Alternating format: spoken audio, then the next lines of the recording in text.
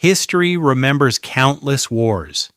Empires have risen, kingdoms have fallen, and rulers have fought for power since the dawn of civilization. But only a handful of battles lasted a single day and continued to shape the beliefs, identity, and history of millions for more than 13 centuries. One of those battles wasn't fought over land or wealth or even an empire. It was fought over a question that still echoes today. Who should lead after a great leader is gone? That question led to a lonely desert plain called Karbala, where fewer than 100 people stood against thousands of armies, a battle that lasted only hours, yet changed Islamic history forever. If you enjoy deeply researched documentaries that explore history, religion, and the civilizations that shaped our world, subscribe to the channel and join us on this journey. There are many more stories waiting to be uncovered. Now, let's travel back to the year 680 CE, where one decision would forever alter the course of history. By the late 7th century, the Islamic world had changed dramatically. Only a few decades after the death of the Prophet Muhammad, Muslim rule had expanded across an enormous territory stretching from North Africa through the Middle East and into parts of Central Asia. At the center of this growing empire stood the city of Damascus, capital of the Umayyad Caliphate. Its markets bustled with merchants, scholars exchanged ideas, caravans carried goods across thousands of kilometers. To many observers, the empire appeared stronger than ever, but beneath that stability, political questions remained unresolved. Who should lead the Muslim community, and how should that leader be chosen? Those questions would soon become impossible to ignore. In 680 CE, the Umayyad Caliph Muawiyah ibn Abi Sufyan died after ruling for nearly 2 decades. Before his death, Muawiyah had designated his son, Yazid, as his successor. For some, this offered stability during a period of rapid expansion. For others, it represented a major change in how leadership of the Muslim community was being established. Not everyone accepted this succession without hesitation. Several respected figures declined to immediately pledge allegiance. Among them was one man whose decision would become one of the defining moments in Islamic history. His name was Husayn ibn Ali, who was Husayn. Husayn was no ordinary political figure. He was the grandson of the Prophet Muhammad through his daughter, Fatima, and her husband, Ali ibn Abi Talib. He belonged to one of the most respected families in the Muslim world. Across different Islamic traditions, Husayn is remembered with deep respect, although his role and significance are understood in different ways. As requests for allegiance spread throughout the empire, Husayn faced a decision that carried political, moral, and religious consequences. Should he recognize Yazid's authority or refuse? His answer would set history in motion. While these events unfolded in Medina, another city was watching closely. Hundreds of kilometers away lay Kufa, an important city in present-day Iraq. Many of its residents believed Husayn was the person best suited to lead the Muslim community. Historical sources record that numerous letters were sent to Husayn. The writers urged him to travel to Kufa. They promised their loyalty. They pledged their support, and they assured him that if he came, he would not stand alone. But written promises and reality are often two very different things. Before making such a life-changing decision, Husayn needed to know whether those promises could truly be trusted. So instead of leaving immediately, he chose to send someone he trusted completely. That decision would become the next turning point in the story. Rather than acting on rumors or promises alone, Husayn made a careful decision. He sent his cousin, Muslim ibn Aqil, to Kufa. His mission was simple but incredibly important. Meet the people, learn the truth, and determine whether the support described in the letters was genuine. If the people of Kufa truly stood behind their promises, Muslim would report back. If not, Husayn would know before risking the lives of his family and companions. It was a cautious decision, showing that Husayn was not rushing toward conflict. He wanted reliable information before taking his next step. As Muslim began his long journey across the Arabian desert, no one could have imagined how quickly events would change. When Muslim ibn Aqil arrived in Kufa, the reception appeared overwhelmingly positive. Early historical sources describe large numbers of people welcoming him and expressing support for Husayn. Homes were open to him. Meetings were held throughout the city. Many publicly pledged their loyalty.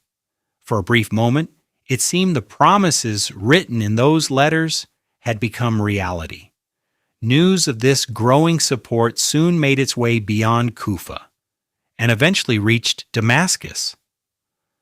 There, the Umayyad leadership realized that the situation could become a serious political challenge. A response was inevitable. To restore control over the city, Yazid appointed Ubayd Allah ibn Ziyad as the new governor of Kufa. His arrival marked a dramatic turning point.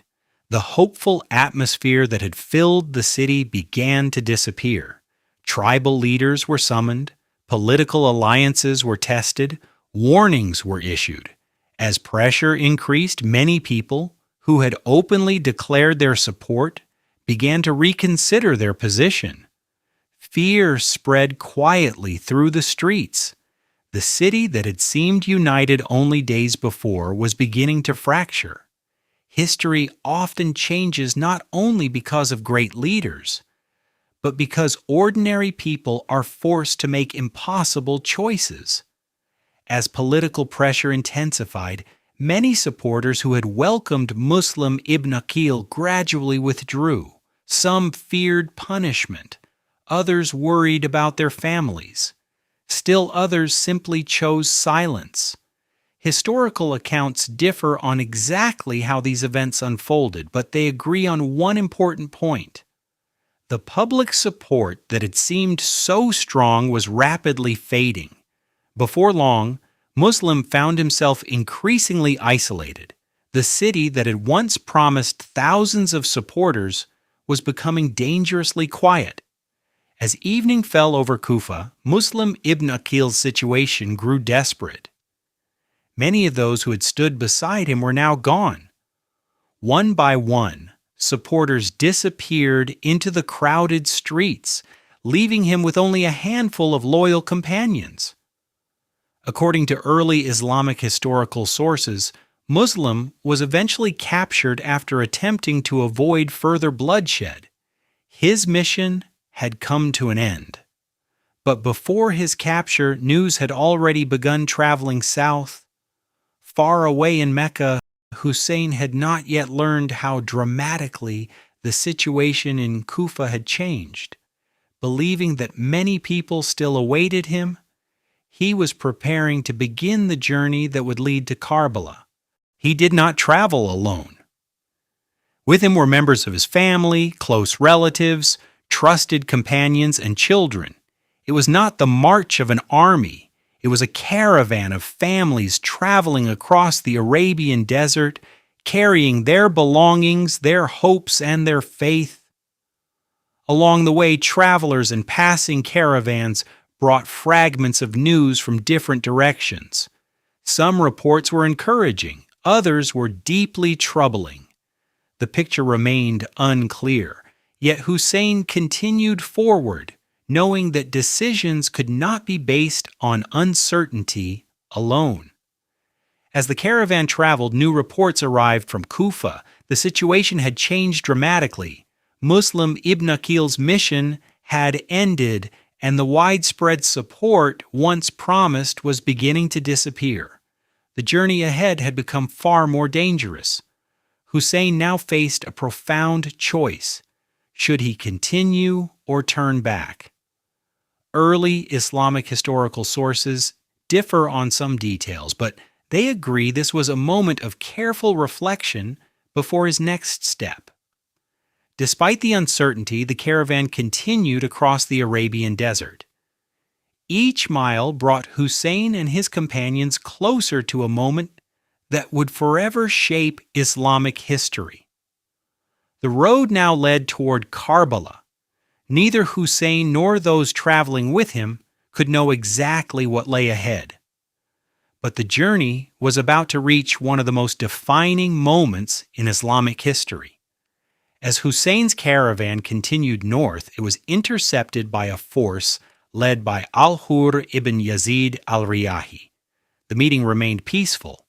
According to early Islamic historical sources, Husayn even ordered water to be given to Al-Hur's soldiers and their horses. But the caravan was no longer free to continue its journey. Instead of reaching Kufa or returning to Mecca, Husayn's caravan was directed toward an open plain beside the Euphrates River. That place was called Karbala, a name that would soon become one of the most significant in Islamic history. On the 2nd of Muharram, 61 AH 680 CE, Husayn's caravan arrived at Karbala. Tents were raised, families settled in, and companions organized the camp. For the moment, uncertainty filled the air. Over the next few days, additional Umayyad forces arrived. The encampment grew larger. Yet discussions continued as both sides explored ways to avoid conflict. The outcome remained uncertain. With each passing day, the opportunity for a peaceful resolution grew smaller. Both sides understood that a decisive moment was approaching. Soon, the events of Ashura would leave a lasting mark on Islamic history. Both sides remained in Karbala as discussions continued. According to early Islamic historical sources, Husayn proposed solutions that could avoid bloodshed, but no agreement was reached. As the standoff continued, access to the Euphrates became increasingly restricted. The shortage of water began affecting everyone in Husayn's camp, including the women and children. The days that followed tested the resolve of Husayn and his companions. Despite growing hardship, they remained together, preparing for whatever lay ahead. As night fell on the 9th of Muharram, the camp grew quiet. Many spent the night in prayer, reflection, and preparation. They understood that the next day could change everything. On the morning of 10 Muharram, 61 AH 680 CE, known as Ashura, both sides stood facing one another on the plain of Karbala. One of the most remembered days in Islamic history had begun. Before any fighting began, Husayn addressed the opposing forces. He urged them to reflect on the consequences of their actions and sought to avoid bloodshed. When no agreement was reached, the Battle of Karbala began. Husayn's small group faced a much larger opposing force on the plain. As the battle continued, Husayn's companions fought one by one. Early Islamic historical sources describe many displaying remarkable courage and loyalty despite overwhelming odds. As the battle drew to its final stage, Husayn was left with only a few companions before eventually standing alone. The events of this moment would become central to the memory of Karbala. On 10th Muharram, 61 AH 680 CE, Husayn ibn Ali was killed at Karbala. His death marked the defining moment of the battle and became one of the most significant events in Islamic history, remembered by Muslims around the world in different ways. When the battle ended, the battlefield fell silent. The losses at Karbala marked the end of the confrontation, but not the end of its story. The surviving women and children from Husayn's camp were taken into custody. Among the survivors was Ali ibn Husayn, Zayn al-Abidin, whose illness had kept him from fighting.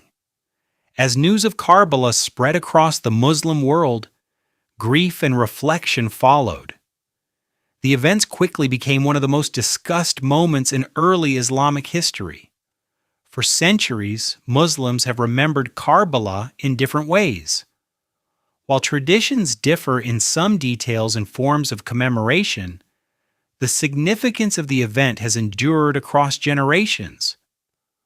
More than 13 centuries later, the story of Karbala continues to inspire historical study, reflection, and remembrance. Its legacy remains one of the most influential chapters in Islamic history, reminding us how a single moment can shape generations to come.